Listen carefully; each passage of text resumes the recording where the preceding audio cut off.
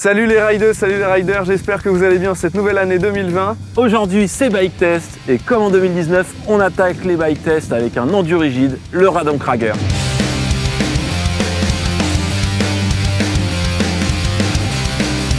Radon est une marque qui est distribuée exclusivement sur internet. Et le Radon Krager est un endurigide avec des roues 29 pouces, une fourche en 130 avec un cadre alu. Et nous, on a testé la version 7.0 qui est la version la plus accessible, qui est proposée à un tarif de 1199 €. On a pesé le vélo, il fait 13,9 kg sur la balance. C'est un tarif qui est assez agressif. Ouais. Et pour le prix, on a un équipement qui est plutôt à la hauteur, donc on a des vrais pneus. Un bon combo pneumatique Maxxis en gomme Maxxterra 3C. Ouais, ça c'est une bonne surprise. On a aussi des roues Sunringley Duroc 35 qui sont tubeless ready. Pour la transmission, on a le nouveau groupe SRAM SX Eagle 12 vitesses.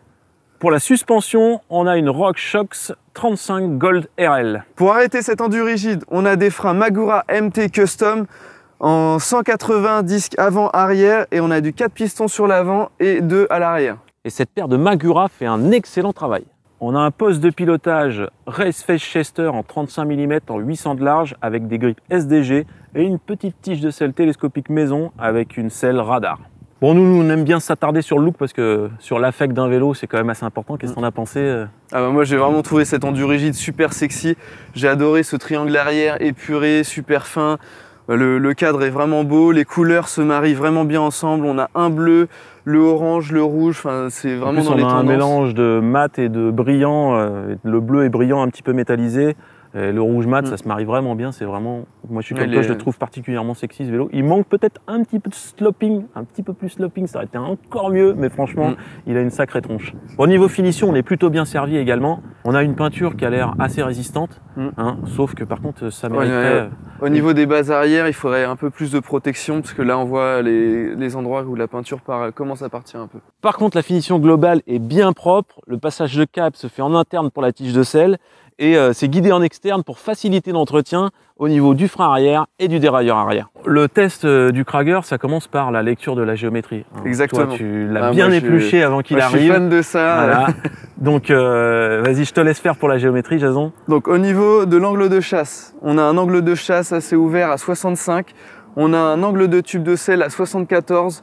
On a un empattement qui est de 1184 mm. Et avec un reach qui est à 438, donc on est sur un vélo assez long et assez stable. Voilà. Comme ça, sur le papier. Et sur le papier, et la lecture de la fiche de géométrie donne envie de monter sur le vélo. Exactement. Parce que c'est très intéressant, c'est plutôt moderne dans les côtes, et ça devrait se ressentir sur le terrain. C'est des bonnes valeurs pour un endurigide. Donc avant de passer sur les parties qui nous intéressent le plus, la descente, on va quand même savoir comment il pédale ce vélo. Parce qu'un semi-rigide, on peut s'attendre quand même à ce qu'il ait un petit peu la pêche. Et sur ce point-là, on a été un petit peu déçus quand même. Un peu mitigé. Normalement, on est sur un endurigide, on n'a pas d'effet de pompage dès qu'on monte, mais il est un peu énergivore ce vélo. On a laissé quelques gouttes de transpiration en montée. Exactement. La vitesse, faut mettre un petit peu d'énergie pour entretenir la vitesse. C'est pas tout à fait naturel. Et je pense que les roues Sunringley Duroc, elles sont très lourdes et elles sont pas très dynamiques.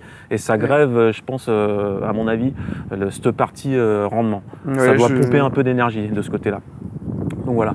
Par contre, niveau position, on est quand même assez bien placé. On a un avant qui est assez long, du coup le vélo il lève pas du tout et dans les montées un petit peu techniques, bon ça manque un petit peu de pêche sur les relances et tout ça, mais sur les montées un petit peu techniques, on arrive à grimper, on s'en sort, on est un peu fatigué mais on s'en sort. Voilà, exactement. Assez parlé de la montée, on va parler de ce qui nous intéresse le plus, le D-. Et comme on est sur un endurigide, on va parler du confort. Et moi je commence par le confort arrière. Vu la finesse des haubans en aluminium, on peut s'attendre à ce que l'alu soit un petit peu flexible et vienne amortir les chocs, mais en fait ça tabasse quand même bien derrière. On est bien secoué, surtout qu'on n'était pas en montage tubeless, on l'a reçu en chambre. Donc voilà, c'est pas un de ses points forts, le confort. Par contre, on a une évolution possible vers le 27,5+, parce que le cadre est compatible 27,5+. Donc ça peut laisser entrevoir des améliorations sur ce point-là, sur le futur. Le confort à l'avant, comme à l'arrière, on est sur un combo potence et cintre en 35, donc on a une bonne barre à mine et on a des grippes qui n'ont pas du tout aidé les grippes, ils sont bien durs et pas très confortables. Ouais, voilà. Donc là, on a la barre à mine, on l'a bien. Ouais. Bon, on va parler des aptitudes générales en descente de ce vélo et du grip.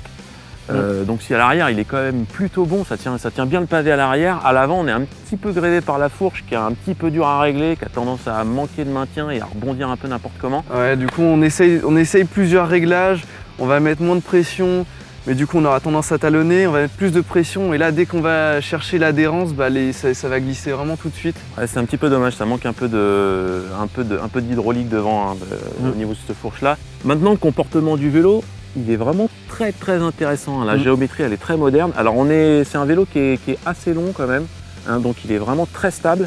On a des bases qui sont assez courtes, on est à 433. Ouais c'est ça, et du coup il est bien maniable, il est vraiment super facile à faire tourner, que ce soit dans les courbes lentes ou rapides. On a un vélo qui est vivant, qui a des changements d'appui qui sont super vifs. Il y a juste un petit point où en fait c'est un petit peu, il est quand même assez long pour une taille M, et du coup moi j'ai eu un petit peu plus de mal à faire des bunnies. Il a fallu que je m'emploie un petit peu plus, que je mette un peu plus d'ampleur de mouvement que d'habitude pour partir en bunny et puis pour lever la roue avant. Même pour faire des manuaux, là quand on est en descente, il y a un peu dénivelé, du coup on cherche à tirer, mais c'est vrai qu'il faut vraiment tirer plus fort, hein. Donc j'ai même ressenti que toi pour ça.